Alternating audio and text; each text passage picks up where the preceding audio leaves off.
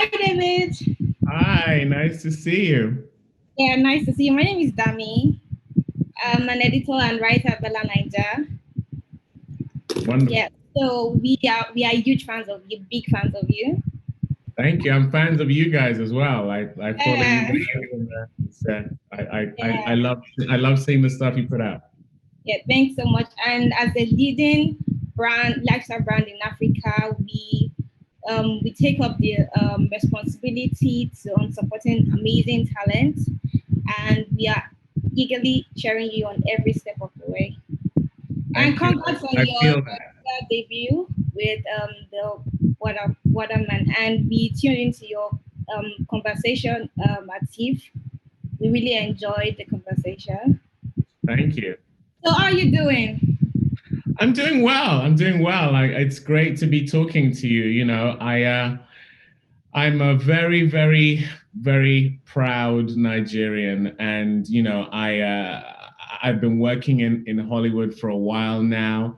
And the truth of the matter is, this is one of the first times I've been able to talk to, journalists from my country of heritage, and Okay, that really is a symbol of great change, and how the world is getting smaller, and so I feel great. This is a blessing. okay, great. So let's start with something fun. Okay. Okay, the festive season is here. So, what are your two favorite dishes for the holiday? Oh, okay. So my two favorite dishes, which I love dodo. I love fried plantain, and I love moi moi as well. But my kids, people would describe me as an ajebota, but my kids are that times 10. Like, so I can't, it's tough for me. Like when I was growing up, it would be the classic, it would be dodo, it would be moi moi, it would be jollof, it would be all of that kind of stuff. And it would be spicy, but my kids can't do it. So unfortunately, I may be able to sneak in some fried plantain, but that's that's as good as it gets. That's awesome. That's interesting. So, let's talk about your acting inspirations. Who did you learn from? Oh, well, gosh, my heroes growing up were Sidney Poitier and Denzel Washington. I just think they're such groundbreaking performers. They were doing things way ahead of their time when they were doing them, especially Sidney Poitier. His career still is sort of a miracle considering the time in which he was doing it. So yeah, those two guys are kind of my the big dogs. Great. So you're starring as a very dynamic character in the upcoming film, The Midnight Sky, directed by George Clooney, which is premiering on December 23rd on Netflix. So tell me, what's the movie all about?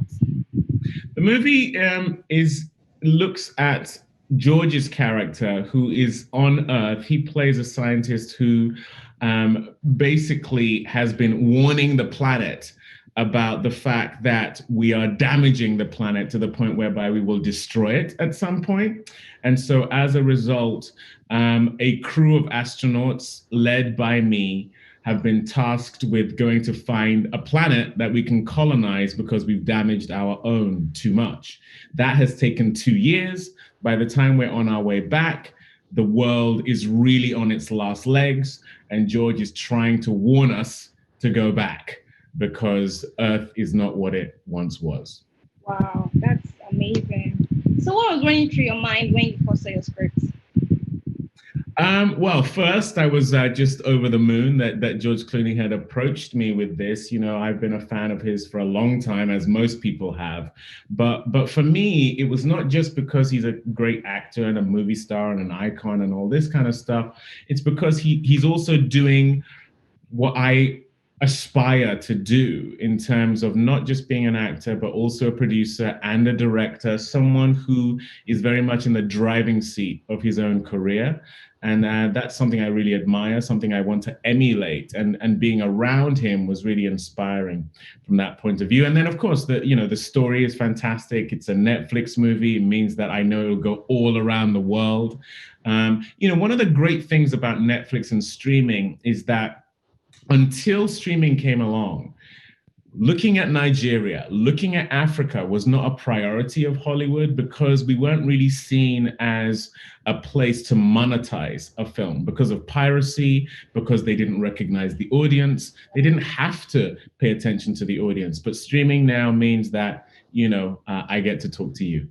Yeah, great. So talking about your character, you decided to go with a Nigerian one, which is Commander Adewole.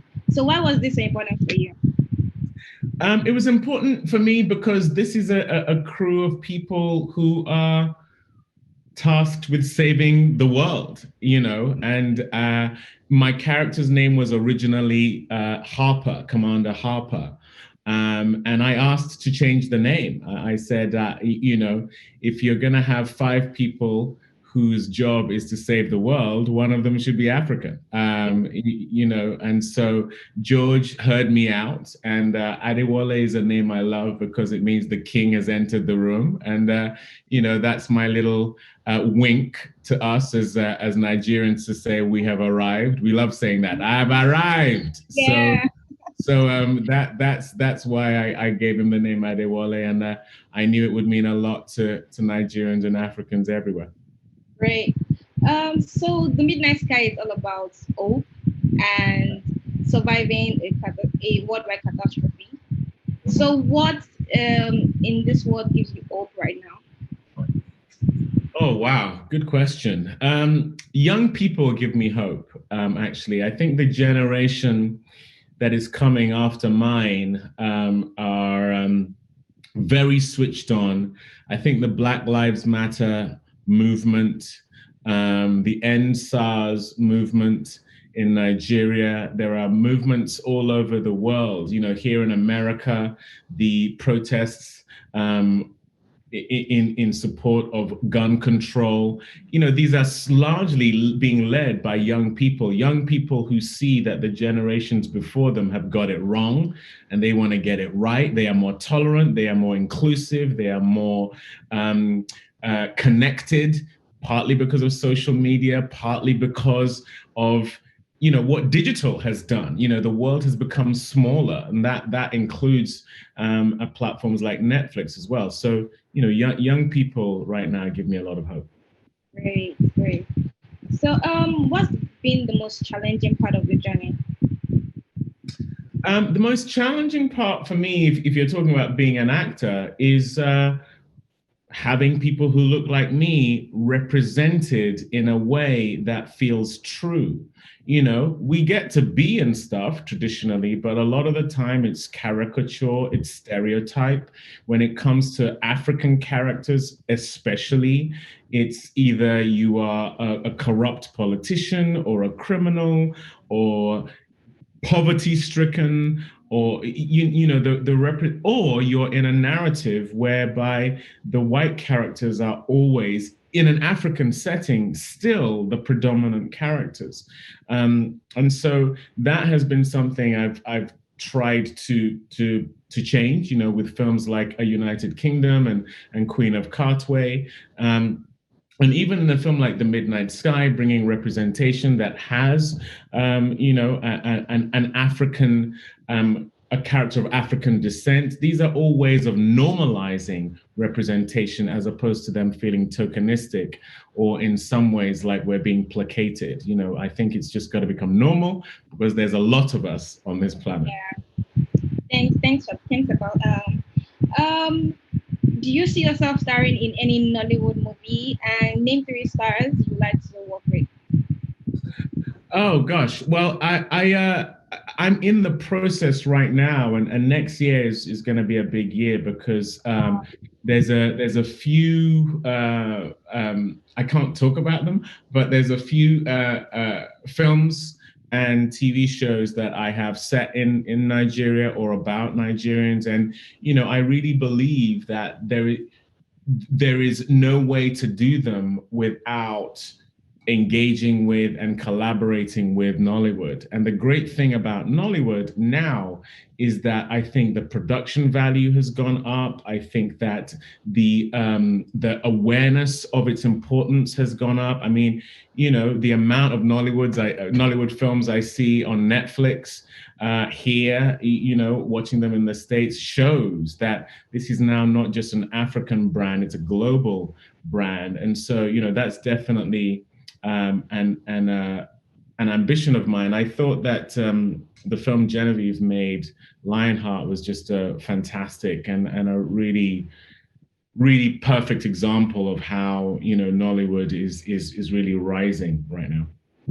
Great. So what's the best advice anyone's ever given you? Oh gosh, one of the best pieces of advice was tied to being married, which is it's actually in the Bible. You know, don't let the sun go down on your wrath. You know, do not go to sleep without clearing the air if you have an argument. You know, that's the way that a marriage can get compromised, is if you fester and store up bitterness and anger. And I would also say, in my working life, that that one of the things I hold close is the saying, the difference between good and great is hard work. You know, talent is about 10%. The rest of the 90 is hard work. Great. So are there any plans to make something in Nigeria or just do something Nigerian in the future? Absolutely. Yeah. You know, again, you know, in about 3 months, you'll hear probably a lot more. But there's a iconic Nigerian book that we are in the process of adapting. There is an iconic period in Nigerian history that I've partnered with the BBC on doing a TV show about. And there's actually a huge show that we're plotting with Netflix that is set within our part of the world. So, you know, there are real plans to lean into Yay, my great. Looking forward to that. yeah. Yes, so unfortunately, that's all the time we have. And thanks for making the time. Thank you very much, David. Thanks, Dami. Nice to see you. Yeah, same here. Bye.